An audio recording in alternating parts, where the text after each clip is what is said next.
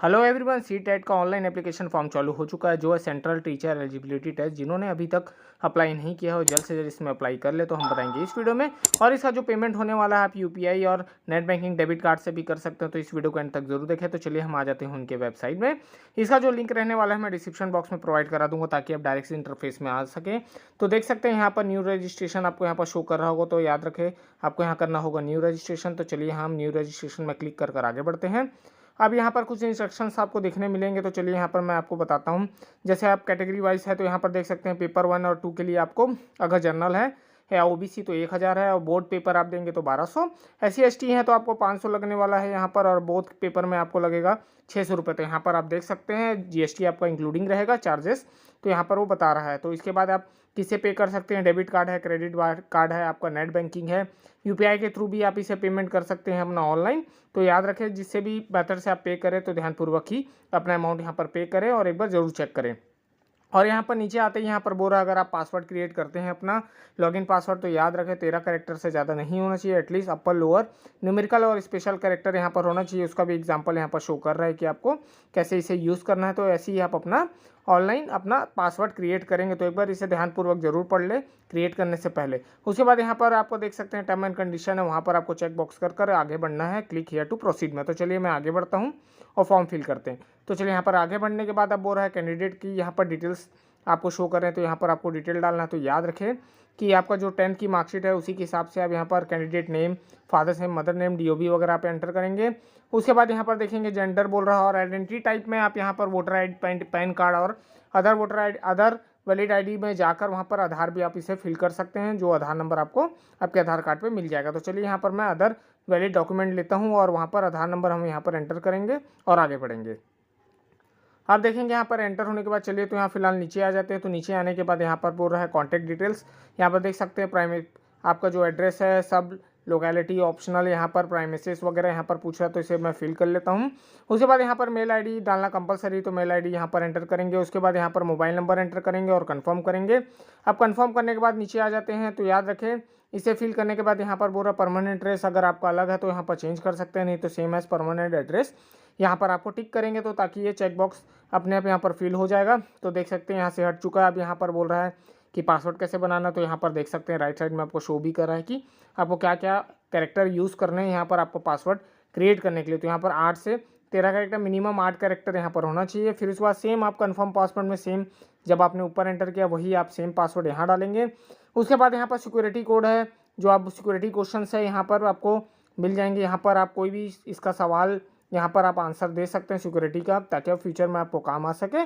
उसके बाद एक बार क्रॉस चेक जरूर करें, उसके बाद फिर आप यहाँ पर पिन जनरेट करेंगे। तो चलिए यहाँ पर आप कैप्चा कोड डालने पर सबमिट कर लिए, तो देखिए यहाँ सक्सेसफुली रजिस्टर हो रहा है। तो यहाँ पर सबमिट एंड सेंड OTP पे आपको जाना है तो सबमिट हो जाएगा। तो उससे पहले आपको यहाँ पर 1 बाय 1 चेक बॉक्स करना है, ताकि आपने जो भी फॉर्म फिल किया वो सही फिल किया। अभी भी चाहे तो यहाँ पर एडिट का ऑप्शन शो कर रहा है, नहीं है तो आई एग्रीड पे कर यहाँ सबमिट एंड सेंड OTP करेंगे। तो याद रखें जो मोबाइल नंबर आपने एंटर किया है वहाँ पर वही मोबाइल पर आपको OTP रिसीव होने वाला है। तो याद रखेंगे वही नंबर दे जो आपके पास प्रेजेंट में है।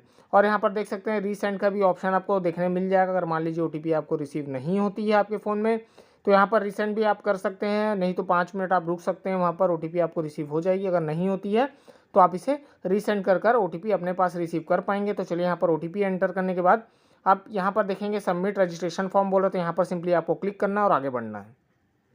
अब देखेंगे यहाँ पर पेज लोड हो रहा है, तो याद है कि रिफ्रेश वगैरह यहाँ पर नहीं करेंगे, नहीं तो आपका एप्लीकेशन फॉर्म यहाँ पर अटक भी सकता है। तो देखेंगे यहाँ पर आपको बोल रहा है कि आपका एप्लीकेशन नंबर जनरेट हो चुका है, तो यहाँ पर रजिस्ट्रेशन फॉर्म कंप्लीट हो चुका है। अब यहाँ पर आपको करना है एप्लीकेशन फॉर्म फिल करना है, फ़ी पेमेंट करना है। यहाँ पर देखेंगे मोबाइल नंबर वेरीफाइड है, तो ईमेल ID नहीं है, तो आप यहाँ से जाकर अभी वेरीफाई कर सकते हैं, नहीं तो लास्ट में आप इसको वेरीफाई करना ही होगा। तो चलिए यहाँ पर मैं कंप्लीट एप्लीकेशन फॉर्म में जाता हूँ और आगे बढ़ता हूँ। अब यहाँ स्टेज वाइज देखेंगे कॉन्टैक्ट डिटेल हो चुका है, पर्सनल डिटेल बचा है, apply for education examination city बचा है, क्वालिफिकेशन है, फिर फोटो और सिग्नेचर, फिर फाइनल आपका यहाँ पर सबमिशन रहेगा। तो ये स्टेप बाय स्टेप आपको यहाँ पर फॉर्म फिल करना, तो ये चीज़ का ध्यान रखें। तो चलिए फिलहाल यहाँ पर सब चीज़ देखने के बाद, यहाँ पर एप्लीकेशन नंबर देखने के बाद आप नीचे आएंगे। यहाँ पर पर्सनल डिटेल हमको पहले फिल करना है जो बता रहा था। तो चलिए यहाँ पर पर्सनल डिटेल में क्लिक करते हैं। देखिए तो पहले हमने जो फिल किया था वो यहाँ पर ऑलरेडी फिल है, तो इसको छोड़ते हैं। जो बचा है नेशनैलिटी वगैरह यहाँ पर आप सेलेक्ट करेंगे, कैटेगरी यहाँ पर आप सेलेक्ट करेंगे। उसके बाद है डिसेबिलिटी वगैरह तो नहीं है, वो करेंगे। PWD तो नहीं है यहाँ पर, नहीं है तो नो करेंगे। उसके बाद एम्प्लॉय स्टेटस क्या है, अगर आप टीचर हैं, अभी भी टीचरशिप में है, नहीं है तो यहाँ पर नॉट एम्प्लॉय करेंगे। उसके बाद आपको करना है कैप्चा कोड एंटर। अगर नहीं समझ में आता तो रिफ्रेश का भी ऑप्शन है, फिर करेंगे सेव एंड नेक्स्ट। तो यहाँ पर करना है आपको यस और आगे बढ़ना। अब उसके बाद यहाँ अप्लाई फॉर, अगर आप मान लीजिए पेपर 1 के लिए तो क्लास 1 से 5 के लिए, पेपर 2 के लिए तो 6 से 8 है। अगर आप दोनों के लिए भी आप यहाँ चॉइस करना चाहते हो तो देखिए यहाँ पर बोथ का भी ऑप्शन आपको शो कर रहा है। तो याद रखेंगे ये चीज़ का कि क्लास वाइज यहाँ पर पेपर है तो क्लास वाइज यहाँ पर पेपर देखेंगे। अगर 1 से 5 है तो यहाँ पर आप देख सकते हैं, उसे चूज़ कर सकते हैं। अगर सेकेंड है तो 6 से 8 क्लास आपको यहाँ पर शो करेगा। दोनों पे आपको अप्लाई करना है तो यहाँ पर आप दोनों पे भी अप्लाई कर सकते हैं। तो चलिए यहाँ पर मैं एक पेपर यहाँ पर मैं सेलेक्ट कर लेता हूँ। पेपर 2 मैंने सेलेक्ट कर लिया। अब यहाँ पर आपको सिंपली बोल रहा है लैंग्वेज, तो यहाँ बहुत से लैंग्वेज आपको मिल जाएंगे। तो यहाँ पर लैंग्वेज 2 लैंग्वेज यहाँ पर चूज़ करना होगा। तो याद रखें कि लैंग्वेज में यहाँ पर गलती नहीं करेंगे, नहीं तो आपको फिर करेक्शन का मौका मिला तो फिर आप इसे चेंज कर पाएंगे, नहीं मिला तो आप इसे चेंज नहीं कर पाएंगे। तो ध्यानपूर्वक यहाँ दोनों लैंग्वेज, पहला किसको आप माध्यम देते हैं तो उसको याद रखें कि कौन सा आपको पहला पेपर में देना है, पहला लैंग्वेज में और सेकंड में। तो ये चीज़ का ध्यानपूर्वक यहाँ पर ध्यान रखेंगे। तो चलिए अब उसके बाद यहाँ एजुकेशनल क्वालिफिकेशन क्या है तो आपका, तो इसको आपको यहाँ पर देख सकते हैं ग्रेड मिला हुआ है 1 2 3 4 5 करके। तो इसमें ये बता रहा है कि अगर मान लीजिए आपने ग्रेजुएशन किया 50% में और आपका बीएड चल रहा है या बीएड आपने कर लिया है या फिर आपका पीजी ग्रेजुएशन दोनों में आपको 50% है और आपका बीएड आपने कर लिया है या चल रहा है या फिर इंटीग्रेटेड आप बीएड के साथ एमएड वगैरह भी कर रहे हैं तो उसके लिए भी यहाँ पर आपको ऑप्शन मिल जाएगा। इसमें से कोई एक आपको नंबर वाइज चूज़ करना है जिसमें आपका क्वालिफिकेशन सही बैठता है। तो याद रखेंगे यहाँ पर इसको ज़रूर एक बार पढ़ लें कि आपको ग्रेजुएशन आपका किस में था, पीजी किस में था, परसेंटेज वगैरह क्या था और आपका बीएड कंप्लीट है कि नहीं है, कितने ईयर का था, यहाँ सब दिया हुआ है। तो आप इसमें से एक चॉइस करेंगे अपने हिसाब से, कौन से आपको डिजिट यहाँ पर एंटर करना है उसके हिसाब से आप यहाँ पर फॉर्म फिल करेंगे। तो याद रखें कंपलसरी है, इसको चूज़ करना ही होगा आपको। तो चलिए यहाँ पर मैं एक चॉइस कर लेता हूँ। जैसे हम यहाँ पर सेकंड नंबर लेते हैं, हमारा ग्रेजुएशन और पीजी दोनों हो चुका 50% से और बीएड भी हमारा कंप्लीट हो चुका है। तो यहाँ पर देखिए मैंने सेलेक्ट ले लिया सेकंड में। अब यहाँ पर बोल रहा है कि किसमें मैथमेटिक्स साइंस या सोशल साइंस में आप रुचि रखते हैं तो उसको आप यहाँ पर सेलेक्ट करेंगे। उसके बाद देखेंगे डिप्लोमा, अगर डिप्लोमा है आपके पास तो डिप्लोमा यहाँ पर टिक करेंगे, डिग्री है तो डिग्री। तो ये ध्यानपूर्वक ये चीज़ कंफर्म कर ही यहाँ पर आप उसे चेक बॉक्स करेंगे। तो चलिए यहाँ पर मैं डिग्री पे चेक बॉक्स कर लेता हूँ क्योंकि हमारे पास डिग्री है। उसके बाद नीचे आते ही आप यहाँ पर एग्जाम सिटी बोल रहे हैं, यहाँ पर 4 चॉइसेस आपको मिल जाएगी। तो उससे पहले आपको यहाँ पर स्टेट सेलेक्ट करना है, उसके बाद यहाँ पर सिटी आप सेलेक्ट करेंगे। तो ध्यानपूर्वक इसे 1 बाय 1 फिल करेंगे और याद रखें आपको चारों को ही यहाँ पर फिल करना जरूरी है, कंपलसरी है, नहीं तो आप आगे नहीं बढ़ पाएंगे। तो चलिए यहाँ मैं चारों को फिल कर लेता हूँ और याद रखेंगे यहाँ जिसको पहला प्रीफरेंस देंगे उसको पहला चॉइस यहाँ पर आपको रखना होगा। फिर उसके बाद यहाँ कैप्चा कोड हम एंटर करते हैं, अगर समझ में नहीं आता तो रिफ्रेश का भी यहाँ पर ऑप्शन है। तो चलिए यहाँ सेव एंड नेक्स्ट करेंगे और यस करेंगे। तो आप देखेंगे यहाँ पर आप बोल रहे हैं डिग्री का जो आपका डिटेल है पास आउट है, तो यहाँ पर आप पास आउट सेलेक्ट करेंगे। उसके बाद यहाँ पर ईयर कौन सा था, कोर्स कौन सा था आपका यहाँ पर आ जाएगा। और याद रखें बोर्ड यूनिवर्सिटी आपका क्या था वो आपको यहाँ पर सेलेक्ट करना है। उसके बाद रिजल्ट मोड आपका क्या था, परसेंट था तो परसेंट आप यहाँ पर लेंगे। तो देखिए ईयर वाइज आपको आपके मार्कशीट में आपके डिग्री में लास्ट में आपको मिल जाएगा, तो उसको आप ध्यानपूर्वक यहाँ पर फिल करेंगे। फिर उसके बाद इंस्टीट्यूट आपको यहाँ पर फिल करना है। देखेंगे इंस्टीट्यूट फिल होने के बाद परसेंट हमने ले लिया, एग्रीगेट आपको यहाँ पर एंटर करना है, परसेंट ऑटोमेटिक कैलकुलेट हो जाएगा। इंस्टीट्यूट पिन कोड है, अगर आपका एरिया पिन कोड है आपके कॉलेज का तो उसे आप यहाँ पर एंटर कर सकते हैं। तो यहाँ पर कॉलेज का जो एरिया जो लोकेशन में वो पड़ता है उस एरिया कोड का पिन कोड आप यहाँ पर एंटर कर देंगे।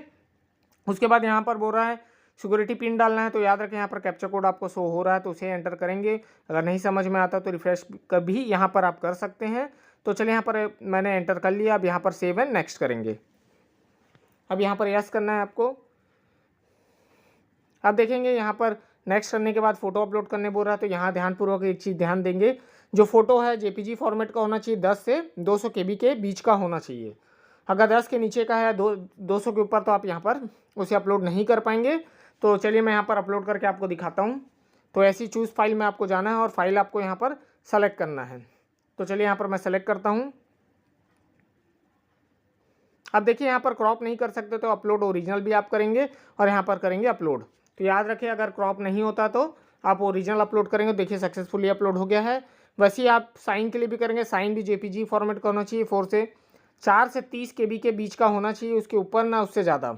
अगर आपको समझ में नहीं आता है तो आप कोई भी चॉइस सेंटर में जाकर कर सकते हैं। तो यहाँ पर ओरिजिनल आपने अपलोड कर लिया है, यहाँ पर अपलोड करना कंपलसरी है। तो अपलोड करेंगे तो यहाँ ऐसा साइन आपको मिलेगा कि सक्सेसफुली अपलोड हो चुका है।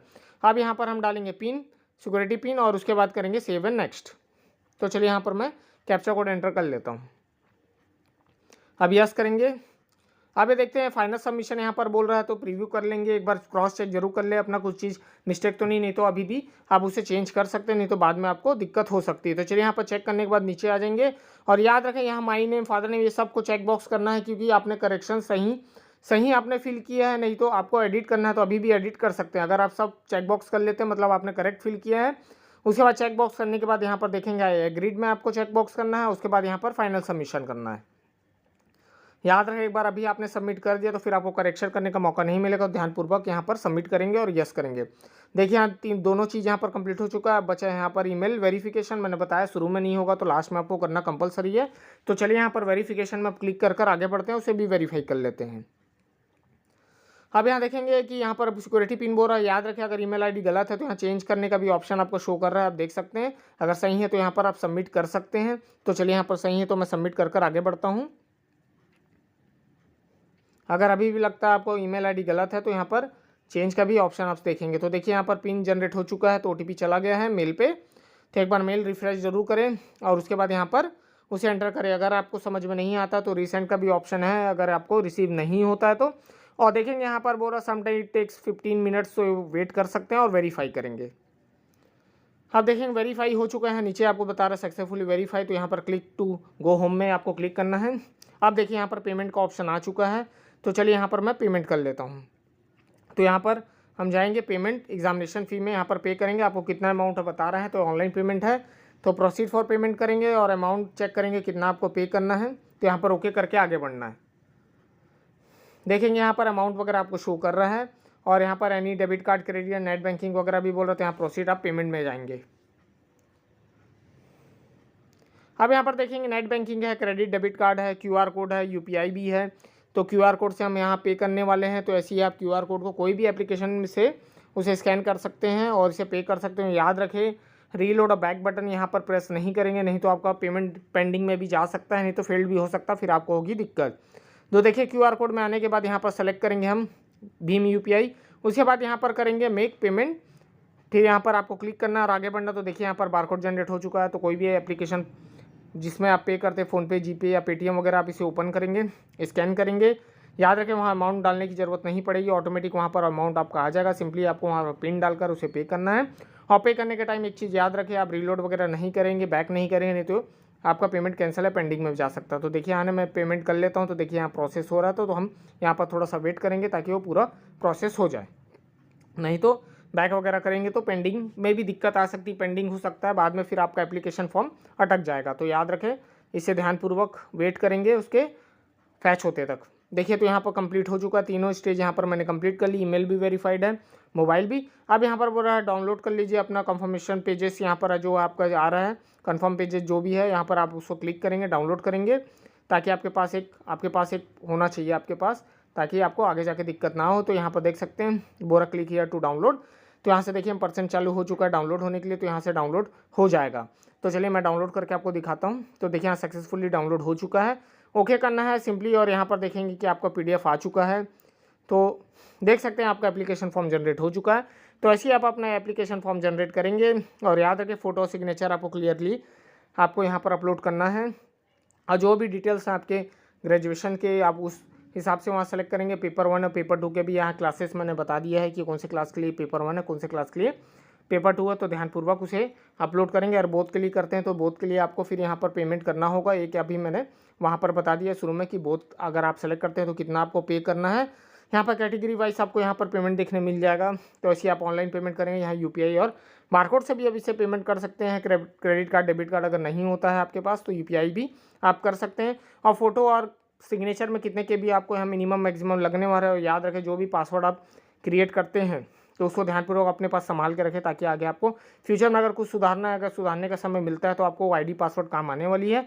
अगर आपने घुमा दिया, मान लीजिए अगर वो रिट्रीव नहीं होता तो आपको दिक्कत हो सकता है। तो फिर चलिए फिर मैं भी ऐसी इंटरेस्टिंग वीडियो बनाते रहूँगा। मिलता हूँ नेक्स्ट वीडियो के साथ। Thank you.